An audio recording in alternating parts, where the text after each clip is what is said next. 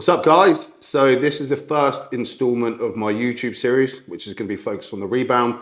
So through this, we're going to go on my methods when it goes through blood work, drug protocols, training, nutrition, cardio, and supplementation. So first of all, what is the rebound phase? So the rebound phase is also known as the reverse diet phase. And this is where you come out the other side of a fat loss phase and you're in a prime position to gain muscle. Reason being, your motivation is going to be high, your hunger is going to be high, your nutrient partition is going to be good, and your body composition is going to be in a very, very good spot. So you're almost like in a prime position to accumulate as much muscle as possible in the shortest period of time. Too many people mess this process up and ruin their runway before they even start through either massive calorie jumps or the fact that they just completely bin off their cardio and supplementation afterwards. So I'm going to go through my methods and the best way I found with myself and with my clients to make the maximum amount of progress, taking advantage of every step. So first step will always be blood work. Reason being, this is going to determine the method we're going to use in the rebound phase. For the most part, it's a health check and determine what we want to do with PEDs. So in a minute, I'm going to go through to the clinic, which we have on the side of the house. I'm a very lucky bodybuilder like that. And I can get my blood work done. And then on the next episode, we can assess it and see what we're going to do moving forward. This has been like a mock prep. It hasn't been a full-on show prep. So obviously the drugs haven't been as harsh as what I would normally do. And the dosage has actually been a lot lower than what I'd normally do. And although the diet and other training's been locked in, like I said, the PEDs have not been as harsh. So the approach is still going to be the same, but you can imagine that after a show, your blood work could potentially be in a worse spot than what it would be from what I've been doing. The cycle I did through this fat loss phase was 400 milligrams of test, 400 milligrams of Bolderone, 5 I used a growth hormone, and then the last 10 days I used 50 milligrams of Winstrol. So just to give you an idea, when I'd be in a prep scenario for like what I did to Detroit and New York Pro, I would do about 750 milligrams of test, around about 600 to 800 milligrams of Mastron. And then towards the end, I would put some Trenbolone in, probably around about 6 weeks out, tapering up to a dose of about 300 milligrams. And then there was obviously some Winstrol in the end, some Halo, and even some Superdrol in the last 10 days. So these products are a lot toxic. So like I said, that would affect the blood work in a negative way, especially for me. So I'm quite sensitive, which you'll probably see from the blood work, with my cholesterol and my lipids. So generally, my HDL starts to get a little bit suppressed and my LDL starts to rise, which is your bad cholesterol. So we always have to keep an eye on that. But what we're going to do is get the blood work assessed, and then we're going to decide the method we're going to take. So this is the benefit of having a clinic on the side of your house and your wife being a nurse. Anytime blood work. Must be sod's law, this will be YouTube, and it will be the first time my blood work's ever bad. So the main things when we're looking at blood work, especially in a post-fat loss phase, is that mainly the kidneys, the liver, and the cholesterol and CRP. Hormones, although they are important, obviously they regulate our emotions, they're not really something you worry about too much because they're so easy manipulated. Obviously testosterone, estrogen, prolactin, where we're obviously bodybuilders and we've got access to enhancements and you have a bit of background knowledge, you can easily manipulate your hormones within a couple of weeks. Liver, kidneys, your heart is a different story. Obviously they're main organs, so you don't really want to mess up them because that will mess up you long-term health-wise. So we always want to pay most attention to the vital organs. I'm expecting my cholesterol to be slightly out. Generally it is anyway, because the testosterone suppresses the HDL, and like I said, I use Winstrol the last 10 days. So that will drive up my LDL a little bit. Not a problem if it is, as long as it's not too far out. We can take a couple of measures, some health supplements that can bring up the HDL. Plus the fact I'm going on to a TRT/cruise phase, the dosage is going to come down, which is going to automatically help out the cholesterol levels anyway. I'm hoping my liver's good as well, because we've been doing regular IV glutathione shots. So although we expect the ALT to be rise slightly, just from, well, it's the same enzyme released from the muscle that is from the liver. So we just want to make sure that as long as the GGT is okay, then we know the liver enzymes are coming from the muscle and not the liver. As I mentioned, I'll give you a little preview of what I did for PED-wise for the mock fat loss phase and what I did for prep. Now, there's a couple of different reasons. So I obviously pushed it harder in a show prep. There's a lot more at risk. It was my career. And it's something I was trying to progress on, you know, eventually get to the Mr. Olympia stage when you're trying to win a pro show. So you've always got to have this risk to reward ratio, okay? So it didn't really make sense to me doing like a crazy cycle, like a full-blown pre-contest cycle for a mock fat loss phase and essentially going to Mexico, walking around the beach and the swimming pool with a bunch of dad bods, okay? So it doesn't make much sense to do that. So the reason why you push it a bit harder when you do a show prep is because there's a lot more at risk. You know, potentially there's sponsorship deals, there's potential to win show prize money. So you have to really weigh up with like whether you want to kind of push it a little bit harder and whether you think the risk is worth it, essentially, because for some people it is. Some people, if they want to slightly risk their health, they don't mind too much if there's like a financial reward or potential marketing exposure down the line. And other people, they don't think it's worth it, okay? So it's really about your own personal goals and what you're willing to risk. Okay, so when I do a harsher pre-contest cycle, like I said, the dosages go up a lot higher. So the testosterone is generally higher. I'm trying to retain more muscle mass. The masteron's higher. Again, it's just, masteron's not really a toxic drug, to be honest. It's one of those ones you can push up in a higher dosages without too many problems. And it doesn't really affect my blood work too bad, but it's something I really want to push up because I'm really trying to retain as much muscle mass as possible in the past, you know, last 10, 12 weeks. And then that's when we kind of come into the 6-week out mark is when the trenbolone gets introduced.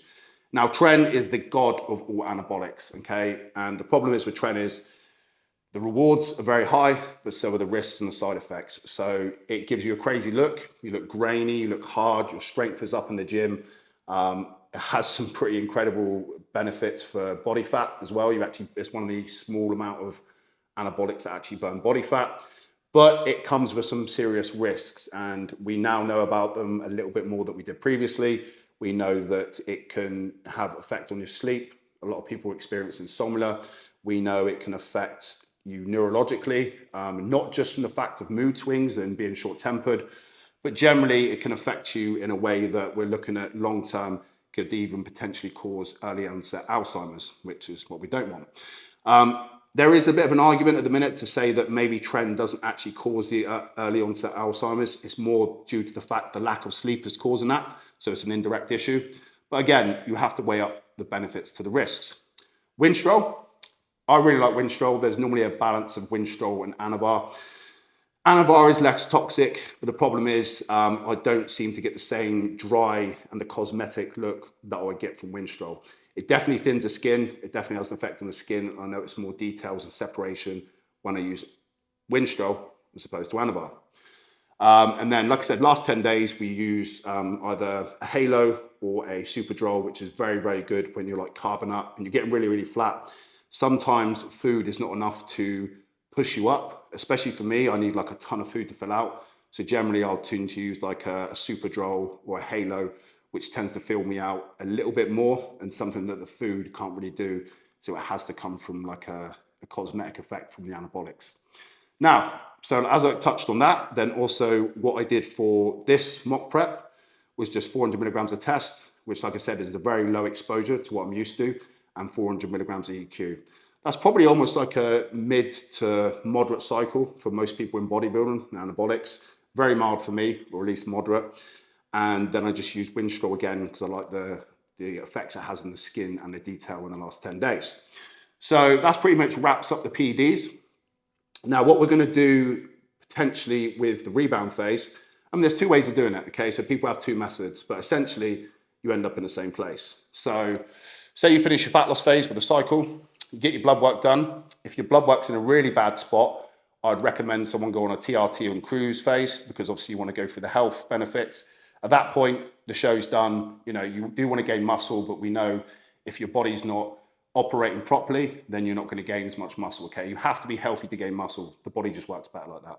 So you start there, you get your blood work done. Say if it was in a bad spot, then you would essentially drop down to a TRT phase. You would get 8 weeks of a run of a TRT phase using performance in the gym and nutrition as your main driver as muscle mass, which it should be anyway. And then you get a bump from the anabolics when you introduce them around about 8 weeks after, get your blood work done, obviously make sure that's okay. Then you get a spike up to a second bump, okay?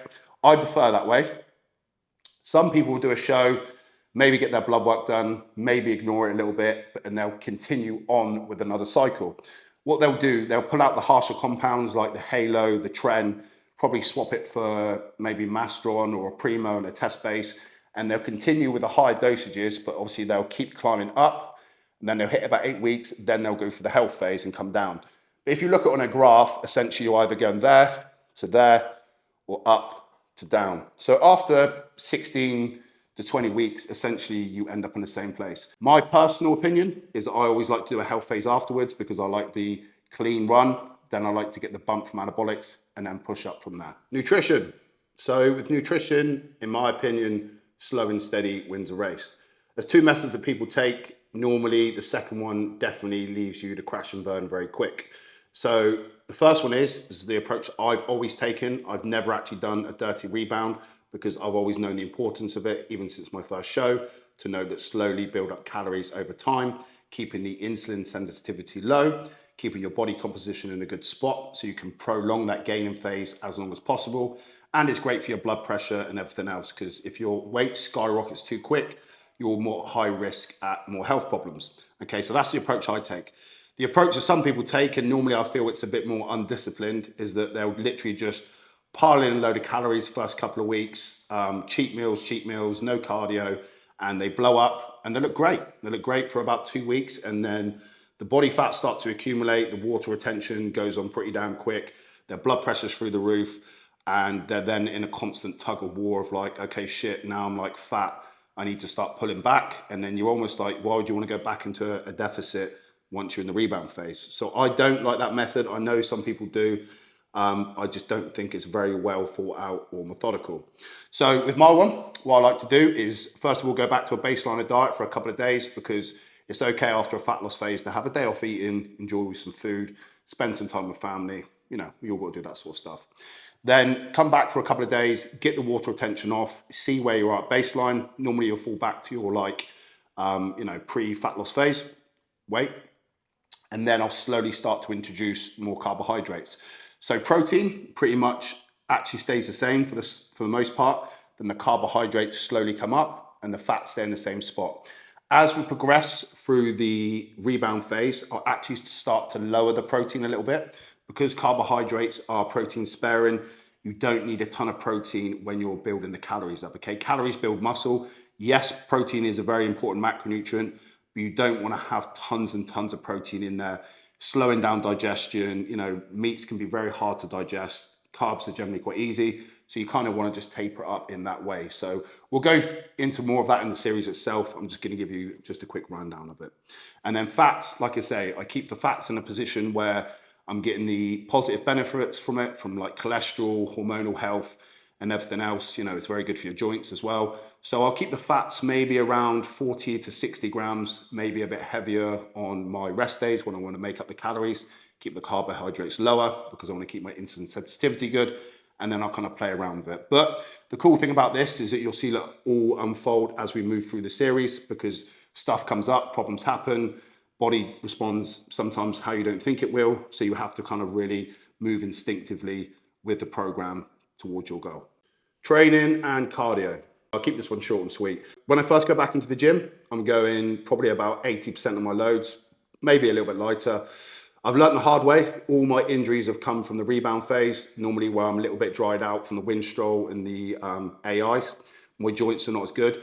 Problem is, you normally go back out of a fat loss phase with food in you, super motivated, want to go heavy. Your muscles are ready for it, but your joints aren't. And then that's when you run into problems with injuries, tendons and ligaments. All my injuries have always happened in the rebound phase. I tore my hip in the rebound phase.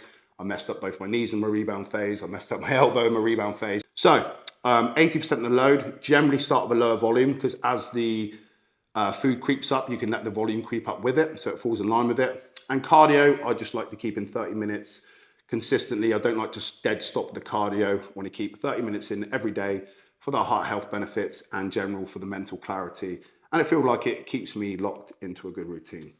Last but not least, supplements. So my supplements pretty much stay the same. I keep the staples year round, all the same, especially with health supplements, heart stack, liver stack, kidney stack, omega-3s, all the basics should be taken every day, vitamin D3, K2, magnesium bisglycinate, they all stay very, very consistent.